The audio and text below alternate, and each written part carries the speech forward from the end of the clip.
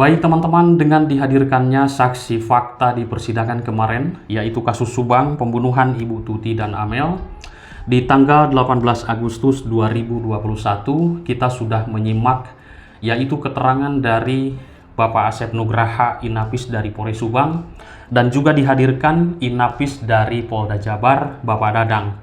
Kita sudah jelas di situ menyimak teman-teman kesimpulannya atau juga poinnya, yaitu TKP ini sudah rusak, sudah ada yang merusak.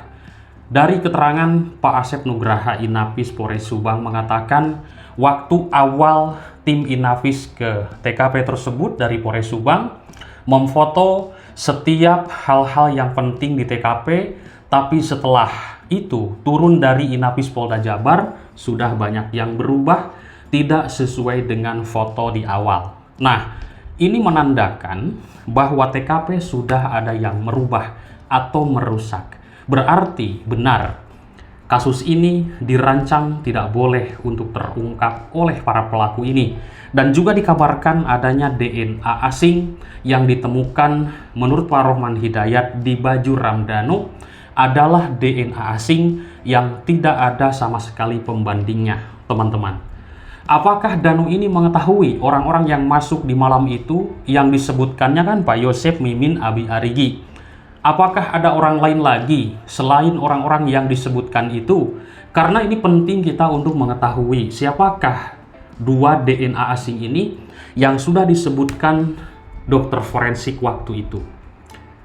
Nah, kalau misalkan Danu tidak mengetahui dan juga mungkin salah menyebutkan orang, Pak Yosep, Mimin, Abi Arigi, lalu DNA asing ini disembunyikan, berarti Danu ini masih belum terus terang 100%. Itu hanya analisis saya ketika saya mendengar adanya dua DNA asing di baju Danu menurut keterangan dari Pak Rohman Hidayat. Kalau saya salah menyampaikan, simak nanti keterangan Pak Rohman ada di SPK ya, atau di video Mas Puri, Sang Pencari Keadilan. Teman-teman, ketika sudah dihadirkannya saksi fakta, di sini sangat luar biasa, ternyata tempat kejadian perkara ini sudah ada yang merusak. Ya, kita ketahui di tanggal 19 Agustus 2021 lalu, sudah kita ketahui banyak yang masuk ke TKP. Alasannya apa? Pertama, mengambil kucing. Yang kedua, mengambil paket Amel. Yang ketiga, memindahkan mobil Yaris karena ditakutkan ada maling, itu tidak terkunci. Nah, seperti itulah. Ini sudah banyak dijelaskan, bahkan Pak Kades pun sudah menjelaskan waktu itu bahwa mobil Yaris ini tidak terkunci. Padahal itu barang bukti sebenarnya, semua yang ada di tempat kejadian perkara itu tidak boleh untuk dirubah dan juga tidak boleh masuk tanpa izin. Nah, teman-teman, ada sebuah komentar seperti ini. Polisi bertugas tidak semuanya Inafis, tapi Inapis adalah polisi.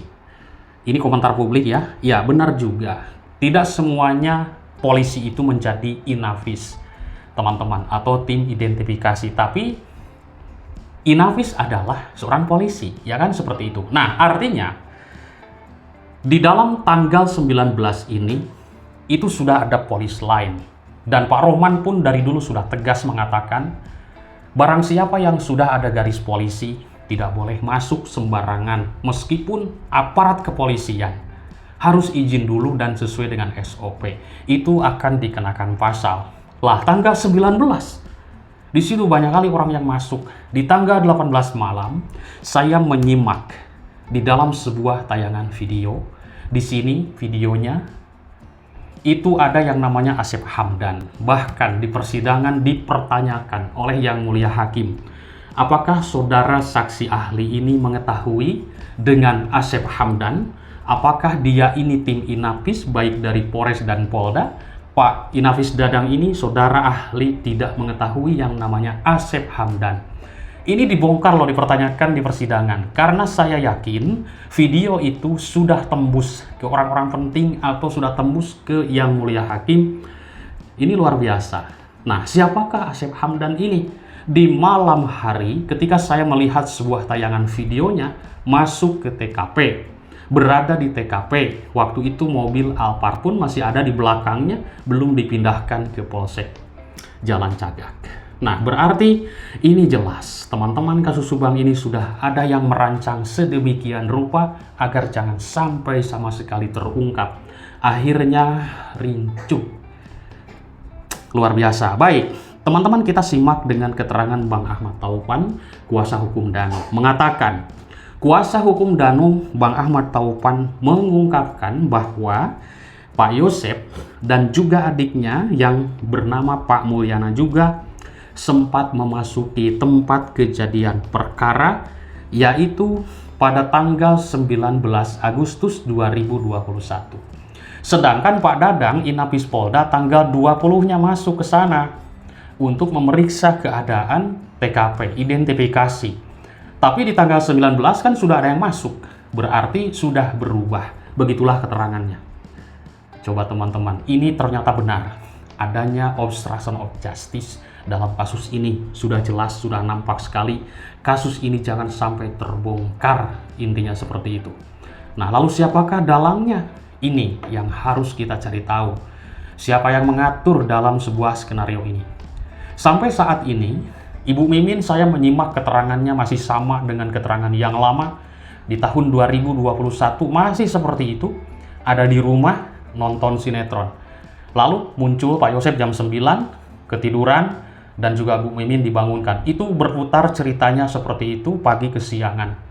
Arigi pun sama, tidak ada yang berubah. Saya menyimak, Abi pun sama, tidak ada yang berubah.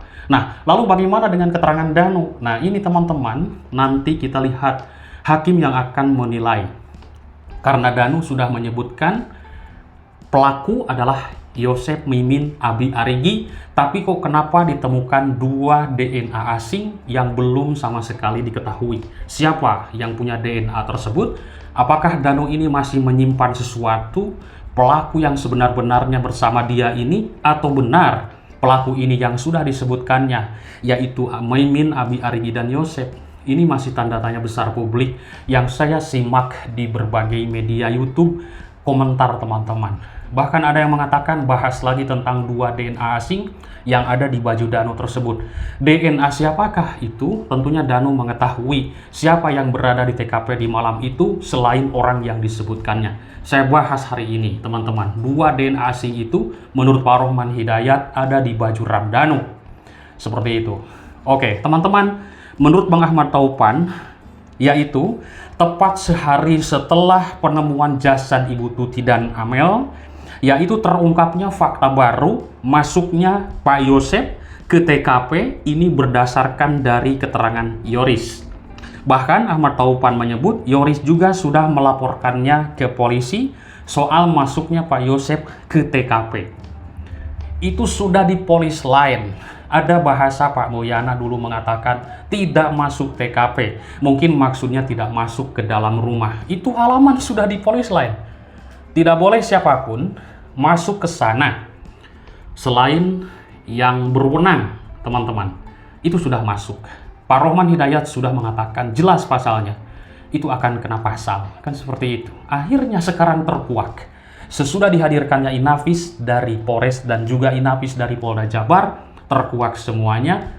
Ternyata sudah banyak yang berubah. Foto-foto sudah tidak sama lagi dengan penelitian atau penyidikan yang kedua. Lalu bak mandi pun awalnya penuh. Menurut keterangan dari Inafis Polres Subang, bak itu penuh. Di tanggal 19 atau tanggal 20-nya, yaitu dari Inafis Polda turun ke Subang, sudah tidak ada airnya. Ternyata di tanggal 19 ada keterangan Danu, bak mandi itu dikuras bersama Banpol tersebut. Siapakah yang menyuruh Banpol? Ini menjadi tanda tanya besar semuanya. Ternyata di sini banyak sekali obstruction of justice. Bisa saja ini yang masuk di tanggal 18 malam juga. Adanya OOJ di sini, teman-teman. Luar biasa ya, semoga diusut tuntas. Karena inilah kuncinya obstruction of justice. Kenapa CCTV pun harddisknya ditukar. Dan sudah benar itu. Sudah nampak di depan mata disebutkan namanya oleh Anggir dan juga ibunya. Oke, teman-teman. Nah, Ahmad Taupan yang menyebut datangnya Pak Yosep ke TKP yaitu tidak di waktu yang sama dengan Danu. Oke, kita sudah mendengar ya. Yosep datang ke rumah istrinya atau ke TKP tersebut itu di sore hari sekitar jam 4 sore. Ahmad Taufan juga menyebut dalam keterangan Yoris, Yosef juga membawa barang dari TKP. Nah, barang kan disebutnya barang, entah barang apapun itu. Yang jelas dari TKP. Untuk itu Ahmad Taufan meminta penyidik bisa menindaklanjuti pernyataan Yoris. Saat itu Yoris melihat langsung bahwa ayahnya masuk ke dalam TKP karena ia juga sedang berada di sana, tapi tidak masuk ke dalam rumah. Yang namanya TKP, halamannya sudah di polis lain, tidak boleh untuk diterobos, apalagi masuk ke dalam rumah itu. Meskipun bersama anggota menurut Pak Moyana, kan itu langsung. Keterangan dari Kombes Pol Surawan ada yang menyalahi aturan. Semoga ditindak tegas teman-teman obstruction of justice ini, apa tujuan dan maksudnya, dan juga apa motivasi mereka, dan siapakah yang menyuruh. Semoga diusut tuntas, karena kasus ini saya menyimak meskipun sudah ada persidangan, memperhatikan lah kok masih belum jelas, masih belum terang ya. Tapi kita serahkan kepada Yang Mulia Hakim yang akan menilai nanti siapa sebenarnya pelaku yang akan divonis dalam kasus ini, karena pengakuan Dano sudah jelas, pelakunya sudah disebutkan, tapi mereka belum mengakui dan keberatan, intinya menolak dan mengelak apa yang dituduhkan Danu ini. Ya, inilah ujian untuk hakim nanti, tapi semoga bisa membuktikan benar Ibu Mimin ini di TKP, Abi, Arigi, Danu dan juga Yosef. Seperti baik teman-teman, nanti kita lanjutkan kembali. Terima kasih atas perhatiannya, semangat selalu. Bye bye.